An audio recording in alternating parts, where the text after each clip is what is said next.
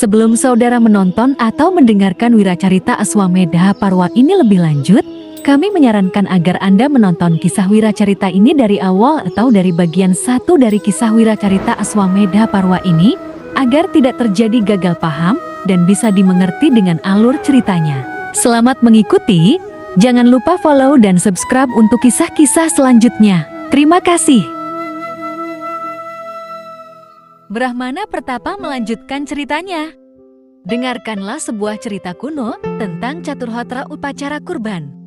Oh adindaku tercinta, aku akan mengungkapkan rahasia yang sangat dikeramatkan ini.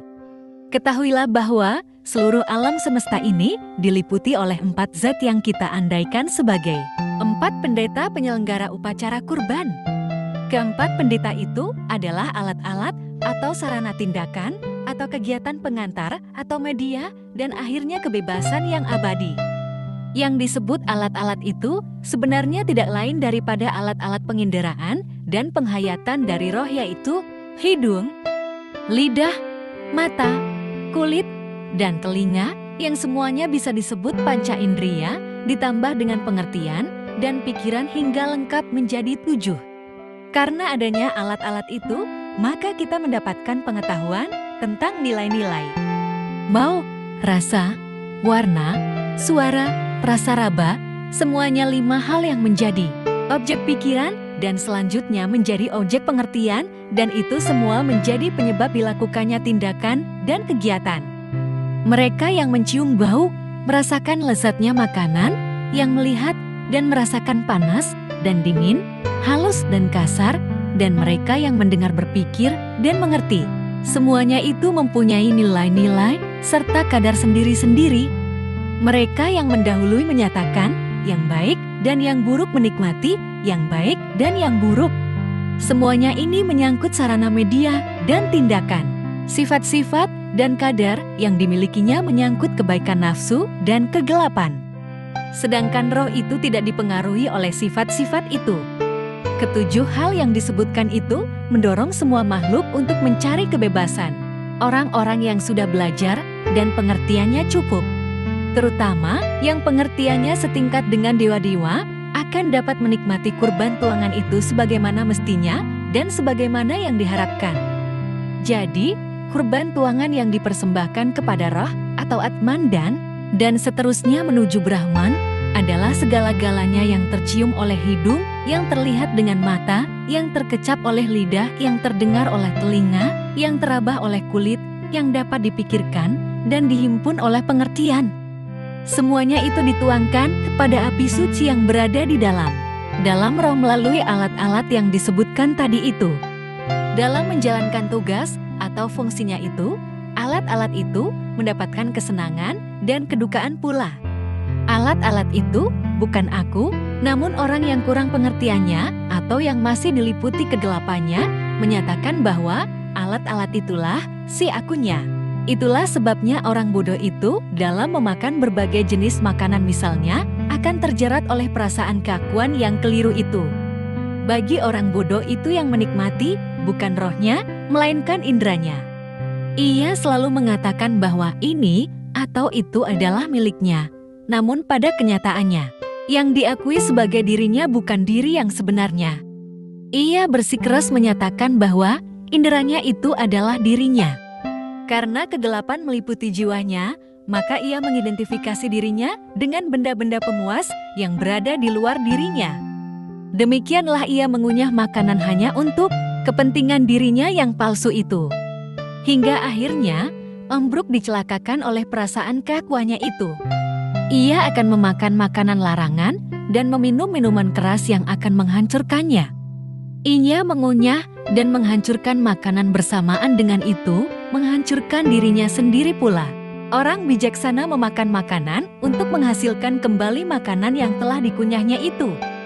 Dosa-dosa paling kecil pun tidak akan menodai dirinya sebagai akibat dari memakan makanan seperlunya itu.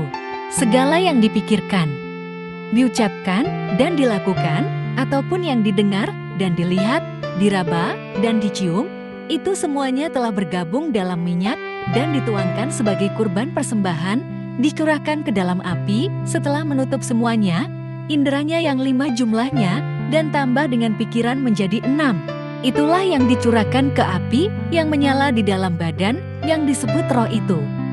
Dalam setiap keadaan dan kegiatan, panca inderanya dan pikiran itu supaya dikendalikan. Setelah itu objek penginderaan dan objek pikiran itu semuanya dituangkan ke atas api suci yang berada di dalam badan yang tidak lain adalah roh atau atma itu sendiri. Itulah makna dari setiap upacara kurban, dan demikian itulah aku menyelenggarakannya dengan jalan yoga. Hanya dengan upacara yoga ini, prana yang mengalir ke atas menjadi stotra, apana yang bergerak ke bawah menjadi sastra penunjangnya, dan tidak mengikatkan diri kepada apapun juga di dunia ini menjadi daksina yang paling berharga dalam upacara yoga ini. Kesadaran pikiran dan pengertian bertindak sebagai Hotri Adwayu dan Udgatri. Prasastri dengan sastranya adalah kebenaran. Ya, kebenaran itu menjadi prasastri dan sastra dalam upacara yoga ini, dan daksina adalah keadaan kita yang tidak mengikatkan diri kepada apapun benda-benda kenikmatan dunia ini. Selanjutnya orang yang bisa memuja Narayana akan menguncapkan sebagian dari mantra Rigveda. Dahulu di zaman purba orang menyembelih binatang kurban untuk dipersembahkan. Zaman itu sudah lama lampau, sekarang ini indrianya kitalah yang harus dikendalikan. Jangan mengikatkan diri kepada segala macam kenikmatan indranya, itulah kurban yang paling utama. Patut pula dalam hal ini diuncapkan beberapa bait samana. Di dalam itu semua terdapat kekuatan. Narayana adalah roh bagi segala-galanya.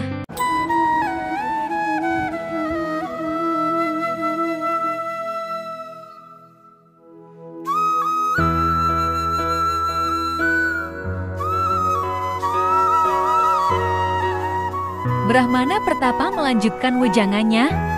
Dia adalah seorang raja yang tidak ada duanya. Raja mulia dari yang paling mulia itu bersemayam di dalam hati sanubari. Sekarang ini aku berbicara tentang dirinya. Baginda itu yang mendorong aku maju bagaikan aliran air di atas bidang yang landai. Dia adalah guru. Guru yang tidak ada bandingannya pula. Dia bermukim di hati sanubari. Sekarang aku membicarakan guru itu. Setelah mendapat pelajarannya, segala jenis ular mendapatkan sifat sebagaimana sepatutnya sifat ular. Dia bermukim di dalam hati sanubari. Sekarang ini, aku berbicara tentang sahabat itu. Dengan mendengarkan petunjuk-petunjuknya, kita akan mempunyai sahabat-sahabat tidak terhitung banyaknya. Dan Saptarsi akan berbinar cemerlang di angkasa. Dia adalah seorang penjaga penyelamat kita dari mara bahaya. Dia menjaga kita sebaik-baiknya. Dia bermukim di dalam hati sanubari. Sekarang ini aku membicarakan tentang dirinya. Setelah belajar dari musuh yang satu ini, seluruh bangsa ular mendapatkan keampuhan bisa yang mematikan itu. Selanjutnya dengarkanlah wahai adindaku. Sebuah cerita kuno tentang dia ini. Pada suatu hari, dihadapkan oleh bangsa-bangsa ular, dewa-dewa Padarsi, dan makhluk-makhluk lain yang ada di alam ciptaan ini. Seluruh makhluk di alam semesta ini duduk bersimpu mengitari Dia yang Maha Kuasa. Semuanya memohon agar diajar apa saja yang terbaik bagi diri mereka masing-masing. Terhadap permohonan makhluk-makhluk itu, Yang Maha Agung hanya menjawab dengan mengucapkan aksara suci Om, yang tidak lain adalah aksara sakti simbol Brahman. Setelah mendengar dengung suara aksara itu, semua makhluk itu berlarian ke segenap penjuru dunia. Berlari dengan membawa keinginan yang bergelora di dalam dada masing-masing. Suatu keinginan yang tidak dapat dibentuk untuk meningkatkan masing-masing sesuai dengan tingkatan pengertian masing-masing. Dari antaranya terlihatlah bangsa ular yang berlari didorong oleh keinginan itu dan tumbuh yang paling kuat untuk menggigit. Golongan asura timbul keinginannya untuk membanggakan dirinya sebagai makhluk berhati liar dan bertenaga dahsyat. Para dewa pengembara dengan sifatnya yang suka memberi. Sedangkan Pararsi didorong oleh keinginannya mengendalikan diri.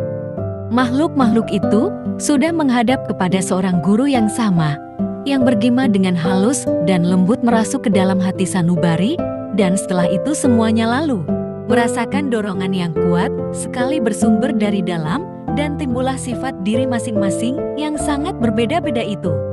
Adalah Dia yang satu ini yang mendengar kalau kita berkata-kata dan hanya Dia saja yang dapat memahami segala bentuk doa yang diucapkan sendiri.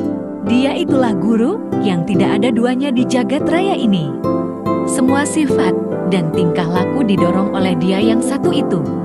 Sang guru yang mampu memahami dan mendengar dan juga yang menjadi musuh dan menghukum kita. Adalah Dia yang bermukim di dalam hati sanubari setiap makhluk. Dia pula yang mendorong kita untuk berbuat kesucian. Dia juga yang menjatuhkan kutuk kepada kita hingga kita menjadi liar tak terkendalikan. Mendorong kita untuk mengejar-ngejar kesenangan dan nafsu keduniawian. Dia juga menjadi Brahmacari yang selalu berusaha mengendalikan perasaannya dan mengendalikan indrianya. Dia juga menyebabkan kita mengucapkan sumpah dan janji untuk melakukan tindakan-tindakan yang menuju kesucian dan menyerahkan diri sepenuhnya kepada Brahman. Dengan hidup di dunia dan selalu menyelaraskan diri dengan Brahman, dia menjadi seorang Brahmacari, seorang siswa, pemuja Brahman. Brahman menjadi bahan bakarnya, Brahman menjadi apinya, Brahman sumber dari segala permulaan Brahman, airnya Brahman gurunya, dan terserap seluruhnya di dalam Brahman. Brahmacharya itu bersifat sedemikian lembut dan hanya dapat dipanahi oleh orang-orang bijaksana saja.